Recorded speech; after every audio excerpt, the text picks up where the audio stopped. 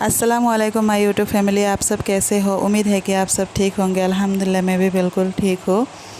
तो यहाँ पे ये ब्लॉग है 15 अगस्त का। मॉर्निंग में यहाँ पे ये लोग झंडा गाड़ने की तैयारी कर रहे थे, तो थोड़ा सा मैं शूट करने लगी थी। तो इनको प्रॉब्लम था कि मैं यूट्यूब में ना डालूँ, इसीलिए मैंने बाकी और शूट नहीं किया। तो यहाँ पे राष्ट्रीय संगीत वगैरह गाया गया था और उसके बाद मैं घर में चली आई थी।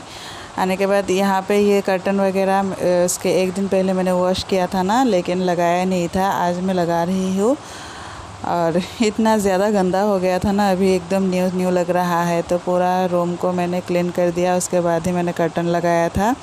और यहाँ पे एक पार्सल मैंने इससे प्रीवियस ब्लॉग में दिखाया था ना, तो इसके अंदर क्या था मैंने कहा था कि नेक्स्ट ब्लॉग में दिखाऊंगी। तो ये एक प्लास्टिक का शू रैक है। तो ये मैंने फ़्लिपकार्ट से ऑर्डर किया था, 175 रुपीज़ में पड़ा था मेरा। तो बच्चों का जो स्कूल का शूज़ वगैरह है और घर में पहनने वाला तो इधर उधर पड़ा रहता है। जो सैंडल का रैक बाहर बरामदा में है, उसमें सारा मतलब कि जगह नहीं होता है।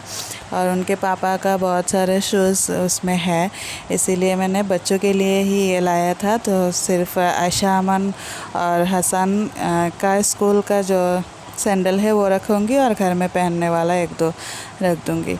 तो ऐसे इतना ज़्यादा मज़बूत नहीं है, फिर भी काम चल जाएगा शू रखने के लिए। अगर इसको छेड़ा ना जाए ना तो बहुत दिन लास्टिंग कर सकता है। लेकिन बच्चों छोटे बच्चे हैं, अगर ये ऐसे छेड़खानी करेंगे तो टूटने का रिस्क भी है। फिर भी मैंने मंगवाया है और कम प्राइस में भी मिला है, इसीलिए मैंने यही मंगा लिया। क्योंकि एक शू रैक अगर मैं बनवाती हूँ ना तो करीबन 2000 रुपये पड़ता है, इसीलिए मैंने इसी को मंगवाया है। जितना दिन चलेगा ना उतना ही, मतलब कि कम दिन भी जाए ना फिर भी अच्छा ही है। 175 रुपीज़ में क्या ही मिलता है आजकल। तो ये पूरा तैयार हो गया है, 4 स्टेप का है।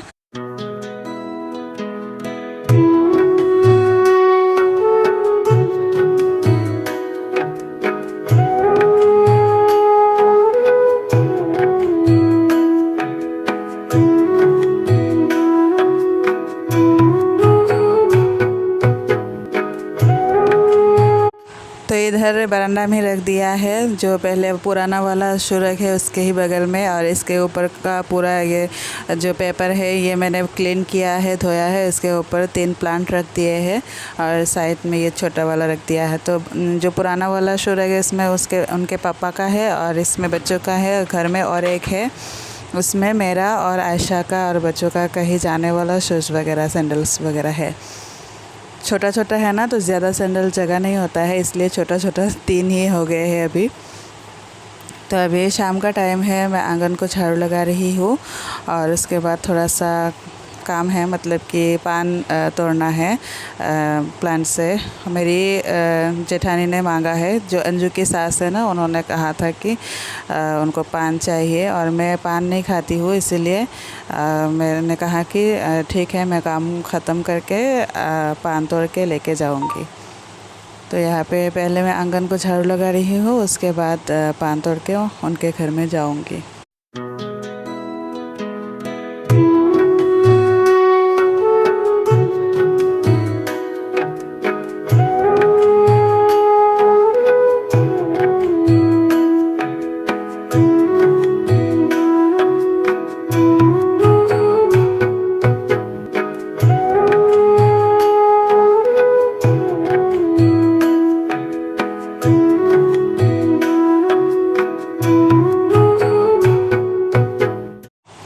तो यहाँ पे आंगन पूरा झाड़ू लग गया है और जो पत्ते वगैरह निकले थे ना उनको मैंने फेंक के आई हूँ। अभी मैं पान तोड़ लूँगी। तो और पहले तो आप ध्यान से सुनना, ये जो चिड़िया का आवाज़ है ना, इतना अच्छा लगता है। हमारे यहाँ सुबह शाम ही चिड़िया इतना ऐसे आवाज़ करती है ना, मुझे बहुत अच्छा लगता है। तो ओरिजिनली इतना पता नहीं चलता है, लेकिन शूट जब करती हूँ ना, बाद में जब एडिट करती हूँ ना, तो सुनती हूँ, बहुत अच्छा लगता है। इसलिए मैंने ओरिजिनल साउंड म्यूट नहीं किया है, रहने दिया है।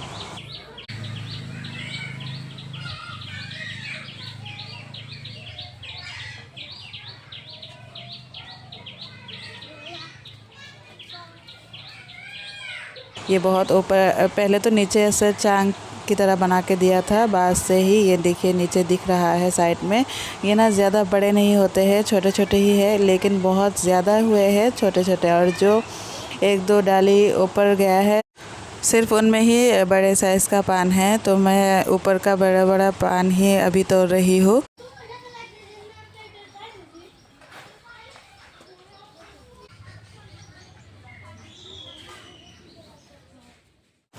तो पान तोड़ना हो गया है मेरा। देखिए कितने सारे पान मैंने तोड़ लिए हैं। तो 1 वीक तक चला जाएगा उनका। और खाते भी बहुत ज़्यादा है ना, मुंह में सारा दिन पान रहता ही है उनका।